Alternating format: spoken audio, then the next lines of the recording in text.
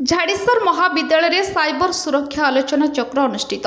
Dangadi block टोलकानी स्थित झाड़ेश्वर महाविद्यालय cyber सुरक्षा संपर्कित एक आलोचना चक्र अनुष्ठित हो जाइछि। कॉलेजर अध्यक्ष डॉक्टर अक्षय कुमार पण्डा अध्यक्षतार अनुष्ठित यह आलोचना चक्र में कलिंगनगर एडिशनल एसपी सुप्रसाद मल्लिक, टमका थाना आईआईसी प्रमोदिनी साहू, अध्यापक डॉक्टर क्षीरचंद्र बेहेरा, दिलीप कुमार नायक, रंजन कुमार पंडा, अजय कुमार साहू प्रमुख जोगदे साइबर सुरक्षित रहिबार विभिन्न उपाय यथा सोशल मीडिया व्यवहार में सतर्कता, ऑनलाइन शॉपिंग, ऑनलाइन आर्थिक कारबार और अज्ञात व्यक्ति द्वारा प्राप्त लिंक प्रति सतर्कता, केवाईसी, पैन आधार अपडेट रे ठकई, लोन अप ठकई, चाकरी ठकई और मैट्रिमोनियल किंबा उपहार ठकई प्रति समस्ते सचेतन हेबा सह सतर्क रहिबाको अतिथि माने परामर्श देथिले।